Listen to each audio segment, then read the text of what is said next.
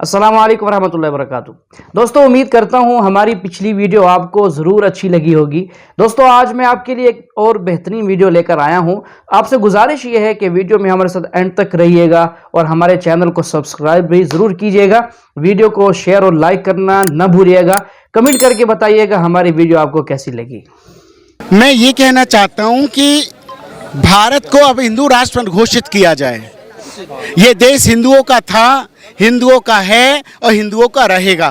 और ये जो मस्जिद पे जो चिल्लाते हैं सुबह सुबह 4 बजे उठ के बिना बात के लोगों की, क्योंकि हमारी देखिए भगवान को ये लोग ये ईश्वर को कहते हैं ना कि एक आले में है। जब ये कहते हैं कि हम उसके ऐसे ही जब आपका मंदिर नहीं, कुछ नहीं, देवता नहीं आपके सामने, मूर्ति पूजा नहीं मानते, तो काहे को चिल्लाते हो? क्या उसके कान बह रहे हैं?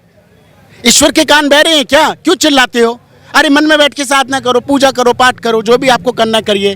धार्मिक आज़ादी है कहते हैं। ये धार्मिक आज़ादी नहीं है, कायदे में बंद होना चाहिए। आपको पता है इनसे कितना ध्वनि प्रदूषण होता है। सऊदी अरब में भी बंद किया जा रहा है, कम किया जा रहा है। कम नहीं, बंद कर देना चाहिए। ये देश इन लोगों का है ही नहीं, मुसलमानों का देश नहीं है, ये हिंदुओं का देश है। यहाँ से भी हिंदुओं को रहने का अधिकार है। और बाकी ये जो भारत की संस्कृति के साथ खिलवाड़ कर रहे हैं, जो भारत के नहीं है वो किसी के नहीं है। सलाह शुरू होने के पहले लोग को बुलाया जाता है सलाह की तरफ। हम देखते हैं कि यहूदी मजहब में वो इस्तेमाल करते ट्रम्पेट लोगों को बुलाने के लिए। लिखा गया ओल्ड टेस्टामेंट में in the book of numbers chapter number 10 verse number 1 से 3 में खुदा कहते हैं मूसा अलैहि सलाम से, आप 3 चांदी के ट्रम्पेट बनाओ। ट्रम्पेट इसको कहा जाता है ना, ट्रम्पेट। बोंगा बोंगा तो नहीं कहेंगे, लेकिन ट्रम्पेट अंग्रेजी में कहते। ट्रम्पेट का इस्तेमाल करो लोगों को नमाज की तरफ बुलाने के लिए। ईसाईयत में इस्तेमाल करते घंटी की, घंटी बजाते, चर्च बेल, लोग को बुलाने के लिए। कई कबीले में ढोल का इस्तेमाल होता है लोग को बुलाने के लिए। इस्लाम में इस्तेमाल होती है इंसान की आवाज। और इंसान की आवाज ये जितने आला है इनसे कहीं बेहतर है और सुरीली है। कान को सुरीली होने के अलावा इसके अंदर एक पैगाम भी है। आज़ान का मैं जिक्र कर रहा हूं, जो आज़ान जो होती है लोगों को सलाह के लिए बुलाने के लिए। आवाज़ सुरीली होने के अलावा ये अफसोस की बात है कि बम्बई शहर में जो मस्जिदों में आज़ान होती है, अफसोस की बात है अक्सर ये आज़ान सुरीली नहीं होती, कान को तकलीफ ज़्यादा देती है। रहनुमाई के बदले तकलीफ ज़्यादा देती है। आप अगर हरमैन की आज़ान सुनेंगे, मक्का की या मदीना की, माशाअल्लाह आपका दिल खुश हो जाता है। वो आज़ान आपको रब की याद दिलाती है। बंबई शहर में जो आज़ान हम सुनते हैं तकलीफ ज़्यादा देती है। सब आज़ान नहीं, अक्सर हमें कोशिश करना चाहिए कि हमारे मौज़िन को इकट्ठा करके उनको तरबियत देना चाहिए, प्रैक्टिस देना चाहिए, किस तरीके से आज़ान देनी चाहिए।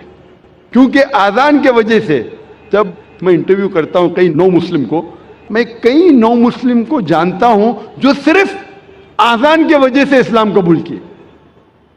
मैं पूछता हूं अक्सर नो मुस्लिम से, आपको इस्लाम में सबसे ज़्यादा पसंदीदा चीज़ क्या लगी? अक्सर लोग कहते हैं तौहीद और कई चीज़ें। कुछ लोगों ने मुझसे कहा वो आज़ान इतनी अच्छी है कि जब भी आज़ान सुनता हूं मैं, दिल मेरा बाग बाग हो जाता है, दिल खुश हो जाता है। तो हमें कोशिश करना चाहिए कि हमारे मौज़िन जो है इस शहर में, उनकी तरबियत करें कि किस तरीके से सही आज़ान देना चाहिए। और जैसे मैं कह रहा था कि आज़ान सुरीली होने के अलावा एक पैगाम देती है हमें। अफसोस की बात है कि अक्सर मुसलमान आज़ान की मानी जानते ही नहीं। तो मुसलमान नहीं जानते तो गैर मुस्लिम कैसा जाने। और मैं एक वाक़या आपसे कहना चाहता हूँ, और ये हकीकत वाक़या है।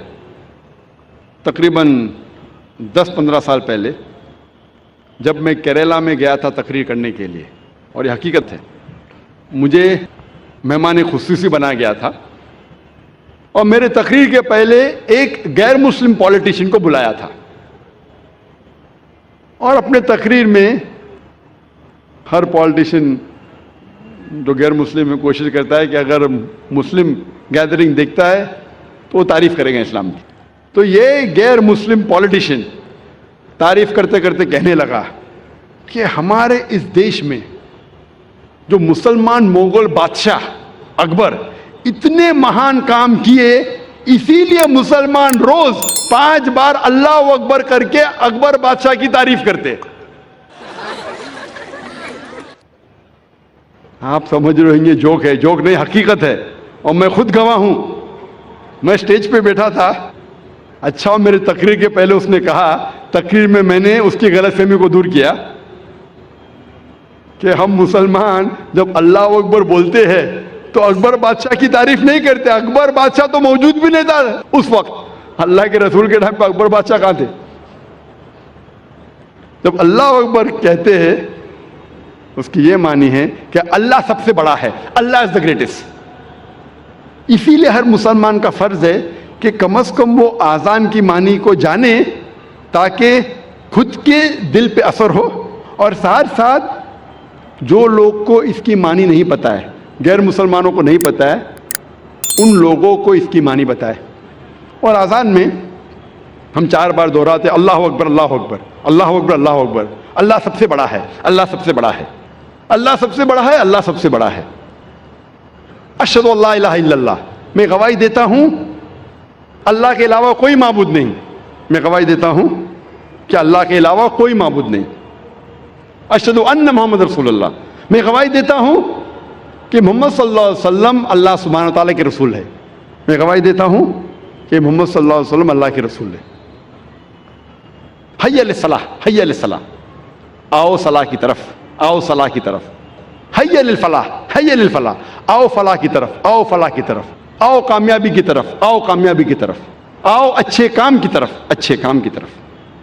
اللہ اکبر اللہ اکبر, اللہ سب سے بڑا ہے, اللہ سب سے بڑا ہے.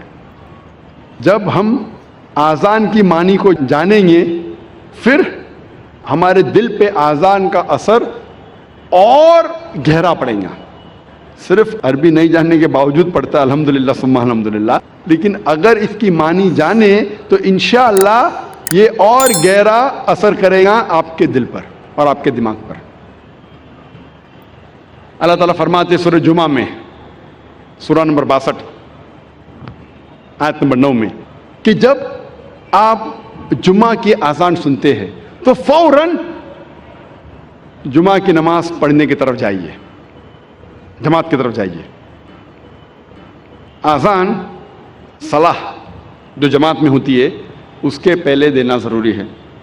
اور اللہ تعالیٰ فرماتے سورہ طٰہٰ میں سورہ نمبر 20 آیت نمبر 11 اور 12 میں جب موسیٰ علیہ السلام آنکھ کی طرف جاتے ہیں تو ایک آواز سنتے ہیں. اللہ تعالیٰ کہتے ہیں اے موسیٰ اپنے پیروں میں سے جوتیاں نکالو کیونکہ تم پاک وادی میں ہے, وادی طویٰ میں. کیونکہ اللہ تعالیٰ حکم دیتے ہیں موسیٰ علیہ السلام کو, اس حکم کا ذکر ہے قرآن مجید میں سورہ طٰہٰ میں سورہ نمبر 20 آیت نمبر 11 اور 12 میں. اسی لیے ہم مسلمان صلاح کے پہلے ہمارے جوتیاں نکالتے ہیں. اس کا ذکر آتا ہے یہودی اور عیسائی مذہبی کتابوں میں بھی. لکھا ہے بک آف ایگزڈس میں چیپٹر نمبر 3 ورس نمبر 5 میں خدا کہتے ہیں موسیٰ علیہ السلام سے draw not nigh hither, put off thy shoes from thy feet, for the place where thou standest is holy ground. نزدیک مت آؤ, ٹھہر جاؤ, اپنے پیروں سے جوتیاں نکالو کیونکہ جس جگہ آپ کھڑے وہ پاک جگہ ہے, وادی طویٰ کی. ڈاکٹر صاحب یہ جو ذکر کر رہے ہیں موسیٰ علیہ السلام کے بارے میں, اللہ تعالیٰ نے کچھ اس طرح ارشاد فرمایا ہے فَخْلَعْنَ عَلَيْكَ إِنَّكَ بِالْوَادِ الْمُقَدَّسِ طُوًى, اے میرے محبوب اپنے جوتے اتار دیجئے کیونکہ آپ ایک پاکیزہ ایک مقدس جگہ پر پہنچ چکے ہیں. اس کا ذکر دہرایا گیا ہے, یہ پیغام پھر سے دہرایا گیا ہے بک آف ایکٹس میں چیپٹر نمبر 7 ورس نمبر 33 میں, جہاں خدا کہتے ہیں موسیٰ علیہ السلام سے Put off thy shoes from thy feet, for the place where thou standest is holy ground. आप अपने पैरों की जूतियां निकालो, क्योंकि जिस जगह आप खड़े वो पाक जगह है। लेकिन इस्लाम में मोहम्मद सल्लल्लाहु अलैहि वसल्लम ने हमें और एक इजाज़त दी है और कहा है, जिसका जिक्र है अबू दाऊद की हदीस में, सही हदीस है, किताब सलाह चैप्टर नंबर 240 हदीस नंबर 652, जहाँ जिक्र आता है कि मोहम्मद सल्लल्लाहु अलैहि वसल्लम ने कहा कि जो यहूदी करते हैं उसका उल्टा करो, do the opposite of what the juice do. यहूदी जूते के बिना नमाज पढ़ते हैं, मतलब अल्लाह के रसूल फरमा रहे कि आप जूतियों के साथ भी नमाज पढ़ो, यहूदी का उल्टा करो, opposite of what the Jews did. Allah के रसूल फरमाते हैं, हदीस में आता है, सही हदीस है, सुनन अबू दाऊद की जिल्द नंबर 1 किताब सलाह चैप्टर नंबर 240 हदीस नंबर 653, अमर बिन शैब रदियल्लाहु अन्हु वो फरमाते हैं कि उन्होंने सुना अपने वालिद से कि उनके दादा ने कहा कि अल्लाह के रसूल को देखा नमाज पढ़ते हुए जूतियों के साथ और बिना जूतियों के। मतलब हम मुसलमान नमाज जूतियों के साथ भी पढ़ सकते हैं और जूतियों के बिना भी पढ़ सकते हैं। लेकिन यहाँ पर एक वजाहत ज़रूरी है, जूतों के साथ नमाज उस वक्त पढ़ी जाएगी जब आपके जूते पाक हों और आपके जूते साफ़ हों। साफ़ होना अलग है, पाक होना अलग है। अगर एक आदमी के जूते साफ़ तो हैं लेकिन पाक नहीं हैं तो उन जूतों के साथ नमाज नहीं होगी। और दूसरी बात यह है, अगर हम मस्जिद में जूते, चाहे पाक जूते हों, वो पहन के मस्जिद में जाते हैं, नमाज़ पढ़ते हैं, तो कम अज़ कम ये है कि मस्जिद की बेअदबी है, बेएहतरामी है। तो इसलिए दूसरी अहादीस मिलती हैं जहाँ पर हुक्म है कि भाई जूते उतार के मस्जिद में दाखिल हो, क्योंकि जूतों पर गंदगी लगी होती है। और इसी तरह जैसे अल्लाह ताला ने कुरान करीम में फरमाया कि अपने जूते उतार दो, क्योंकि आप एक पाकीज़ा और मुक़द्दस वादी तुवा में दाखिल हो चुके हैं। तो इसलिए मस्जिद में जाकर बग़ैर जूतों के जाकर नमाज़ पढ़ना चाहिए।